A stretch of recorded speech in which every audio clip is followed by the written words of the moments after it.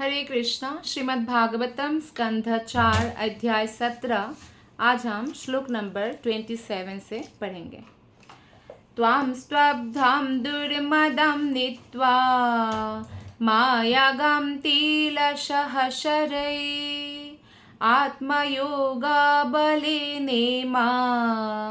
धारयिष्याम्यहं प्रजः। अनुवाद और तात्पर्य शिला प्रभुपाद के द्वारा। शिला प्रभुपाद की जय। पृथु महाराज पृथ्वी माता से कह रहे हैं, जो गो रूप धारण किए हुए हैं, कि तुम गर्भ से अत्यंत फूली हुई हो और प्रायः उन्मत्त सी हो गई हो। इस समय तुमने अपनी योग शक्ति से गाय का रूप धारण कर रखा है, तो भी मैं तुम्हें अनाज की दानों की भांति खंड खंड कर दूंगा और अपने योग बल से सारी जनता को धारण करूंगा। तो पृथ्वी माता ने कहा था कि मैं तो पृथ्वी हूँ और सारे जीवों को मैंने धारण कर रखा है, तो अगर आप मुझे ही दंड देंगे तो फिर सारे तो गर्भदोक जल में गिर जाएगा, तो कैसे उनकी रक्षा होगी। तो आप इसलिए मुझे मत मारिए। क्यों मारने की बात हुई? क्योंकि पृथ्वी माता ने अनाज उत्पन्न नहीं किया और पृथु महाराज के प्रजा, जो पूरे पृथ्वी में उनका राज है, वो भूखे मर रहे थे। तो फिर उन्होंने कहा है कि देखो, तुम अनाज नहीं दे रहे हो और गर्भ से अत्यंत फूली हुई हो, जो अपना कर्तव्य है आप वो नहीं कर रहे हैं, और योग शक्ति के कारण गाय का रूप धारण किए हैं, लेकिन अनाज के दानों को जैसे खंड खंड कर दिया जाता है, वैसे मैं भी पूरी पृथ्वी को खंड खंड कर दूंगा और अपने योग बल से सारे जनता की रक्षा करूंगा, धारण करूंगा। तो पृथ्वी ने, राजा पृथ्वी से जब बोला था कि जल में गिर जाएंगे, तो ये इसका उत्तर है। तो महाराज पृथ्वी कोई साधारण राजा तो है नहीं, भगवान का अवतार है और योग शक्ति भगवान योगेश्वर है, तो इसलिए प्रजा को संभाल लेंगे और कहते हैं कि मुझे पृथ्वी की सहायता की आवश्यकता नहीं है। भगवान विष्णु के अवतार होने के कारण पृथु महाराज में संकर्षण की शक्ति थी। संकर्षण को मॉडर्न साइंटिस्ट कहते हैं गुरुत्वाकर्षण शक्ति कहते हैं, ग्रेविटी। तो भगवान को यहाँ पे प्रभुपाद जी कहते हैं कि भगवान तो स्वयं योगेश्वर है, तो इसलिए पृथ्वी को अगर वो दंडित भी करना चाहे वो कर सकते हैं।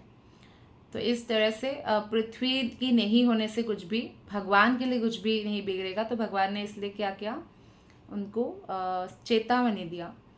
श्लोक नंबर 28। एवं मन्युमयीं मूर्तिं कृतान्तामिव बिभ्रतं प्रणता प्राञ्जलिः प्राह मही संजात वेपथुः। इस समय पृथु महाराज ठीक यमराज जैसे बन गए और उनका सारा शरीर अत्यंत क्रोधित प्रतीत होने लगा। दूसरे शब्दों में वे साक्षात क्रोध लग रहे थे। उनके शब्द सुनकर पृथ्वी कांपने लगी। उसने आत्मसमर्पण कर दिया और हाथ जोड़कर इस प्रकार कहने लगी। पृथ्वी माता ने देखा कि मेरी कोई भी बातों का असर नहीं हो रहा है और अब जो पृथु महाराज कहते हैं मुझे वही मानना पड़ेगा, अनाज उत्पन्न करना ही पड़ेगा। तो जब पृथु महाराज का क्रोध देखा तो पृथ्वी माता को ऐसा लगा जैसे साक्षात यमराज ही है। तो इसलिए वो उनको थोड़ा उनका शब्द सुनकर बहुत वो भय हुआ और आत्मसमर्पण कर दिया। भगवान की सत्ता को किसी भी परिस्थिति में कोई भी चुनौती नहीं दे सकता है, तो इसीलिए भगवान की शरण ग्रहण करना ही बेटर है। कोई कितना भी बड़ा असुर क्यों ना हो, हिरण्यकशिपु भी कितने बड़े असुर थे, कितने अहंकारी थे, लेकिन फिर भी मारे गए नरसिंह भगवान के हाथों। तो इसलिए केवल भगवान ही संरक्षण प्रदान कर सकते हैं और इसलिए भगवान के शरण लेना ही अच्छा है। तो 29 श्लोक में पृथ्वी माता कहती है, धरो उवाच नमः परस्मै पुरुषाय मायया विन्यस्तनानातनवे गुणात्मने। नमः स्वरूपानुभवेन निर्धुतो द्रव्याक्रियाकारक विभ्रमोर्मये। पृथ्वी ने कहा, हे भगवान, आपकी स्थिति दिव्य है और आपने अपनी माया के द्वारा तीनों गुणों की अन्योन्य क्रिया से स्वयं को नाना रूपों तथा नाना योनियों में विस्तरित कर रखा है। अन्य कुछ स्वामियों से भिन्न आप सदैव दिव्य स्थिति में रहते हैं और भौतिक सृष्टि द्वारा प्रभावित नहीं होते, जो विभिन्न भौतिक अन्योन्य क्रियाओं से संबंधित प्रभावित है। फलतः आप भौतिक कर्मों से मोहग्रस्त नहीं होते। तो पृथु महाराज क्योंकि भगवान के अवतार हैं, तो तीनों गुण नहीं छू सकते हैं भगवान को, और तीनों गुण भगवान के अधीन हैं, और ये सारा भौतिक और आध्यात्मिक संसार एक्चुअली भगवान से है। तो कोई भी भौतिक कर्म जो है उससे भगवान मोहग्रस्त नहीं होते। तो जब राजा पृथु ने ऐसा आदेश सुनाया था, तो पृथ्वी माता समझ गई कि भगवान का साक्षात शक्तावेश अवतार है, क्योंकि पृथ्वी पर यह आरोप लगाया गया था कि उन्होंने अन्न और जड़ी बूटियाँ अपने अंदर छिपाए हुए थे, और ब्रह्मा जी ने ये सब उत्पन्न करके उन पर छिपाया था पृथ्वी माता के अंदर। तो इसलिए उनको फिर से प्रकट करना चाहिए। तो पृथ्वी माता को पता था कि पृथ्वी महाराज बहुत क्रुद्ध है और क्रोध शांत करना अत्यंत आवश्यक है, नहीं तो दंडित होना पड़ेगा। इसलिए प्रारंभ में बहुत ही विनम्र भाव से अपने आप को भगवान के शरीर के अंश रूप में पृथ्वी माता प्रस्तुत करती है। वो निवेदन करती है कि भौतिक जगत में जितने भी दैहिक रूप प्रकट होते हैं वो भगवान के विराट अंश है। जैसे कि विराट रूप दिखाया भी था अर्जुन को भगवान श्री कृष्ण ने, और तब अर्जुन ने देखा कि अधोलोक जो है भगवान के, पाताल तक भगवान के पैर है, और जो ऊपर के लोक है भगवान के वहाँ तक सिर है। तो कुछ भी भगवान से भिन्न नहीं है।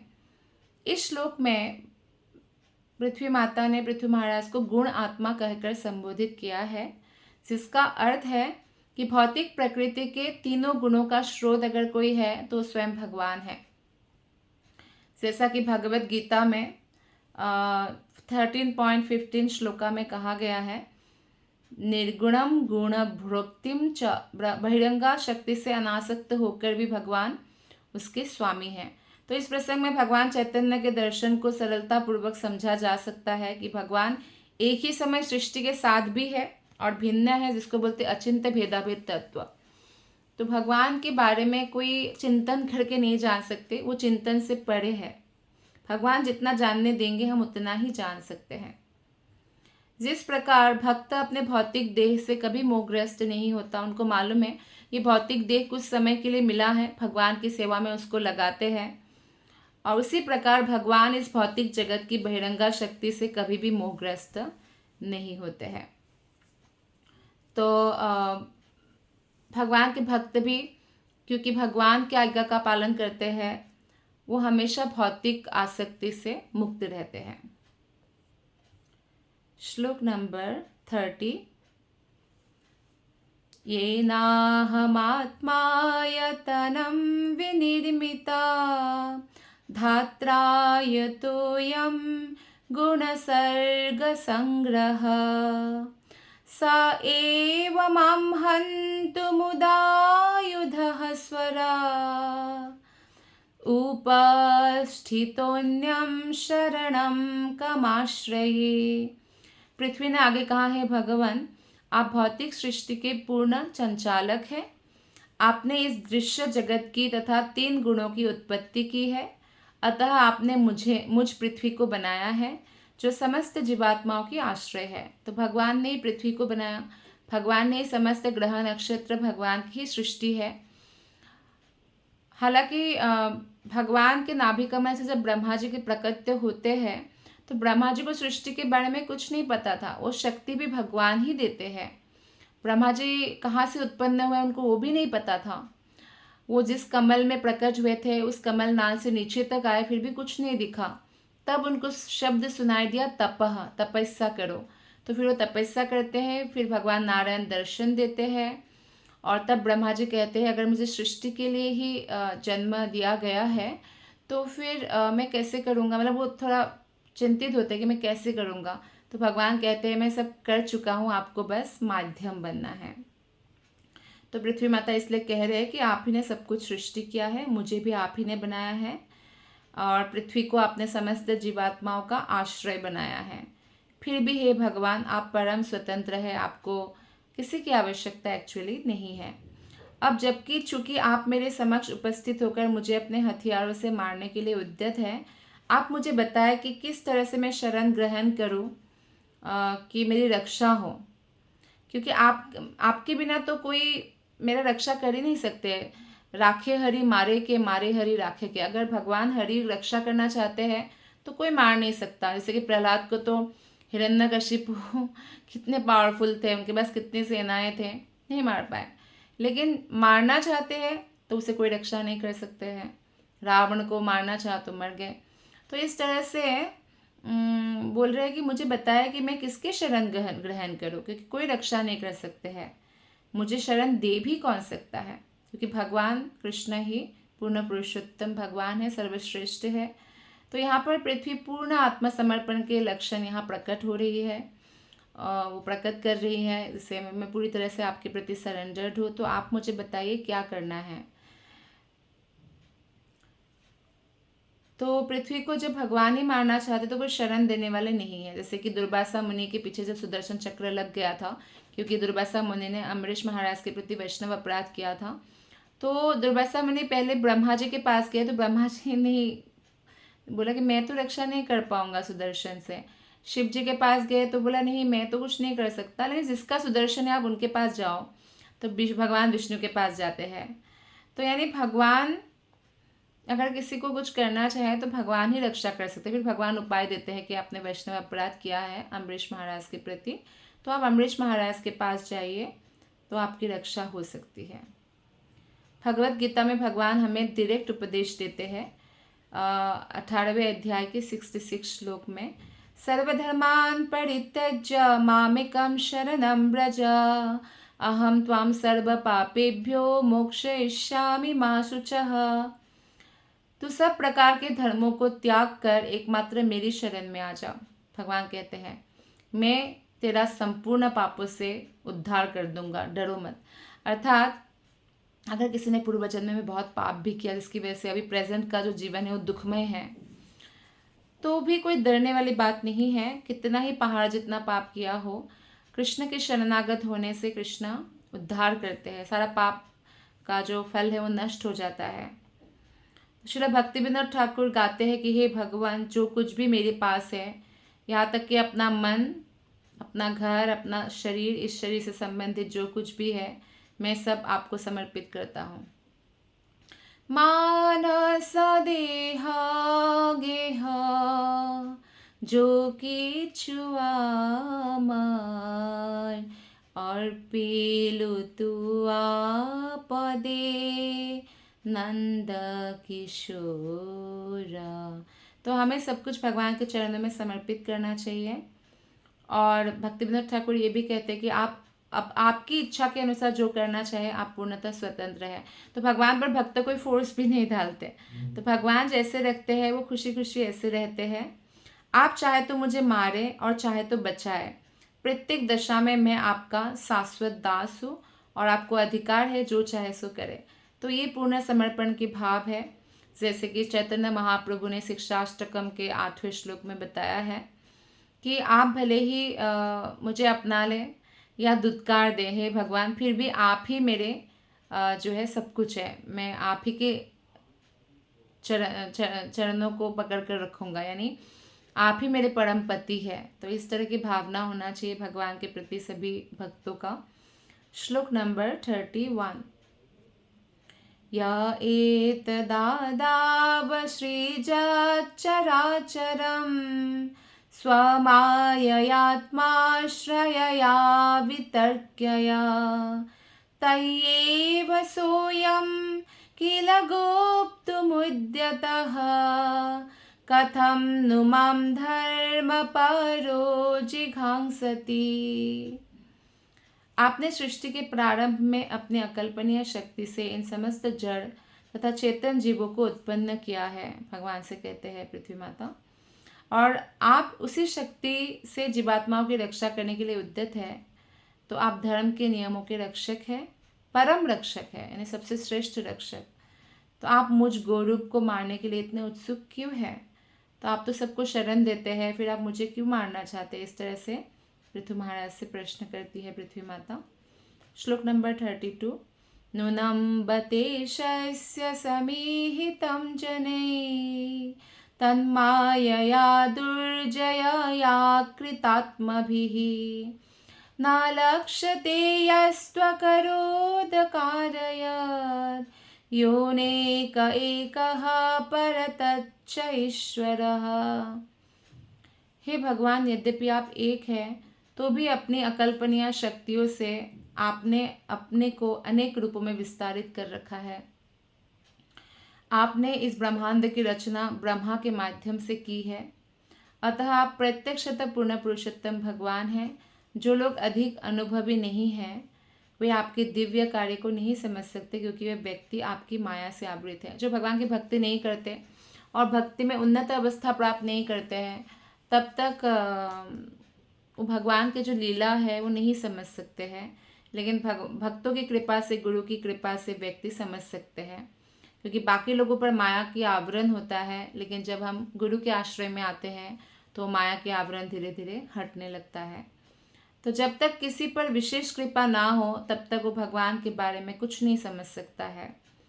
भले ही वो भागवत उठा के पढ़ ले, भागवतम उठा के पढ़ ले, लेकिन अगर उनके हृदय में बिल्कुल श्रद्धा नहीं है तो वो किसी भी तरह से उन चीज़ों को समझ नहीं सकते हैं। तो जीवात्माएं भी भगवान की तटस्थ शक्तियाँ है, और ब्रह्मा जो है वो प्रथम जीव है जो भगवान द्वारा उत्पन्न है। तो ब्रह्मा इन जीवात्माओं में से एक है, लेकिन भगवान ने उनको एक विशेष शक्ति प्रदान की है सृष्टि करने के लिए। तो भले ही ब्रह्मांड का सृष्टि ब्रह्मा ने किया है, लेकिन परम सृष्टा भगवान है, क्योंकि भगवान ने ही ब्रह्मा को इंटेलिजेंस और शक्ति प्रदान किया है। श्लोक नंबर 33।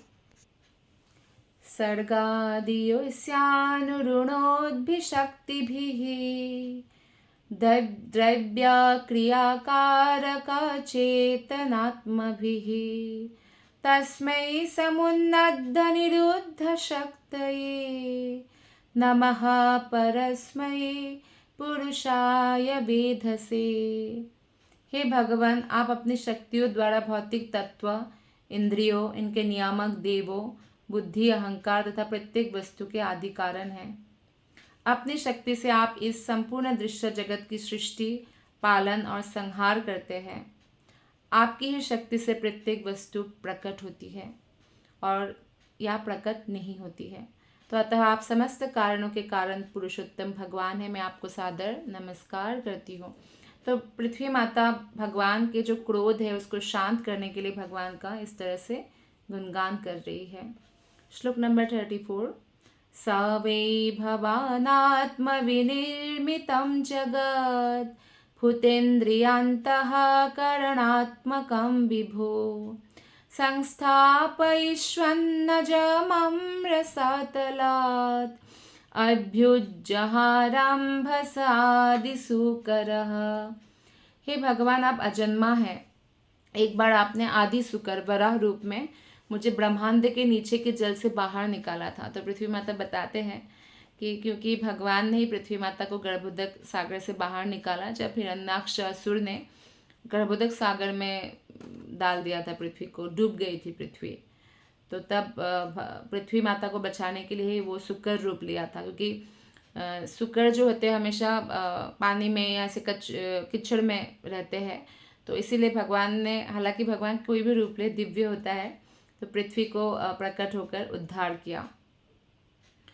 तब क्योंकि हर एक ग्रह जो है अपने अपने कक्ष में घूमते रहते हैं, पर पृथ्वी को उस कक्ष से उखाड़ कर, जो वायु में तैर रहे हैं उस कक्ष से उखाड़ कर वो जल में फेंक दिया था हिरण्याक्ष ने। तब भगवान ने आदि वराह का रूप धारण करके धरती का उद्धार किया था। तो वही बात याद दिला रही है क्रोध को कम करने के लिए पृथ्वी माता, कि आपने संसार के पालन हेतु अपनी शक्ति से सभी भौतिक तत्व, इंद्रिय और मन की उत्पत्ति की है। श्लोक नंबर 35। अपामुपस्थे मयि नाव्यवस्थितः प्रजा भवानद्य रिरक्षिषुः किल सवीरमूर्तिः समभूद्दराधरो यो मां पयस्युग्रशरो जिघांससि। हे भगवान, इस प्रकार आपने एक बार जल राशि से मेरा उद्धार किया, जिससे आपका नाम धराधर अर्थात पृथ्वी को धारण करने वाला पड़ा।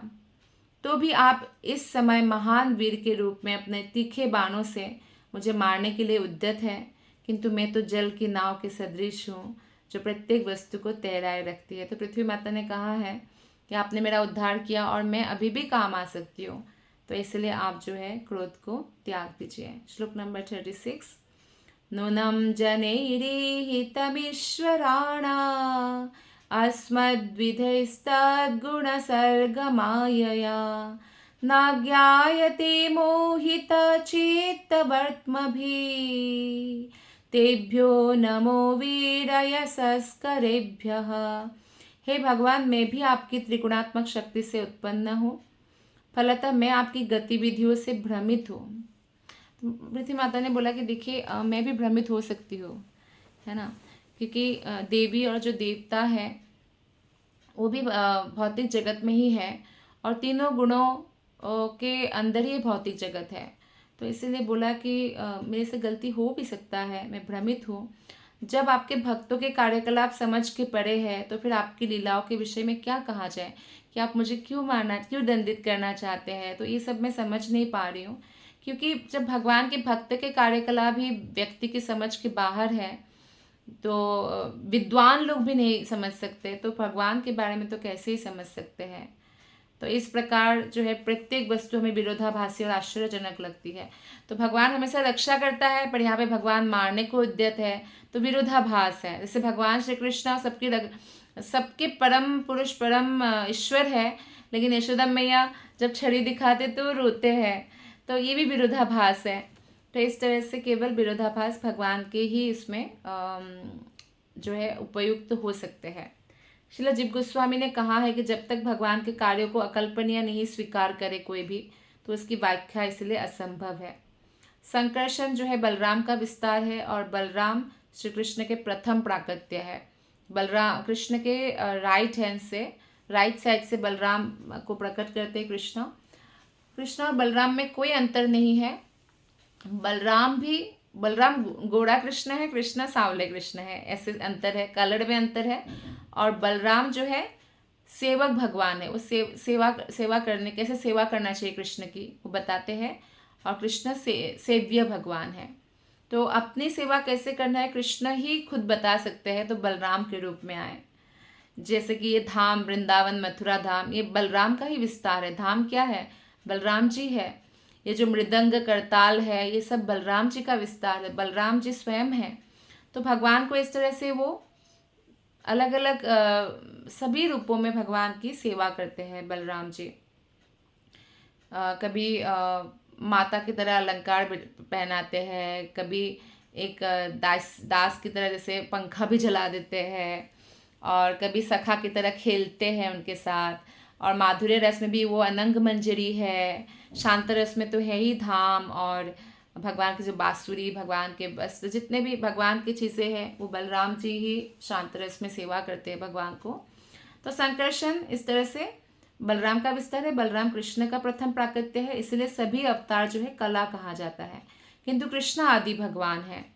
वास्तव में ईश्वर एक ही है और वो स्वयं कृष्ण है, लेकिन वो अनेक रूपों में अपना विस्तार करके अवतार आदि लेते हैं, तो लोगों को इसीलिए कभी कभी कन्फ्यूजन हो सकता है। सबसे अच्छा मार्ग है कि पूर्ण मनोयोग से भगवान में समर्पित हो जाए हर व्यक्ति, तो उनके द्वारा रक्षित, भगवान के द्वारा रक्षित होकर वो शांतिपूर्वक रह सकेंगे और भगवत धाम जा सकेंगे। भौतिक जगत में तो कुछ ना कुछ उठल पुठल होता ही रहता है, लेकिन अगर शांतिपूर्वक जीना चाहते हैं कोई, तो वैकुंठ यानी गोलक धाम जाने की प्रयत्न करना चाहिए, ताकि इसीलिए उनको भगवान की सेवा पूरा मन लगाकर, मनोयोग से मतलब मन को योग करके करना चाहिए। तो इस प्रकार श्रीमद् भागवत के चतुर्थ स्कंध के अंतर्गत महाराज पृथु का पृथ्वी पर कुपित होना, नामक 17वें अध्याय के भक्ति वेदांत तात्पर्य पूर्ण हुए। आप सबका हृदय से बहुत बहुत धन्यवाद। ग्रंथराज श्रीमद् भागवतम की जय, शिल प्रभुपाद की जय, गुरु महाराज की जय, अनंत कोटि वैष्णव वृंद की जय। All glories to Guru Maharaj, all glories to Guru Maharaj, all glories to Guru Maharaj. Hare Krishna.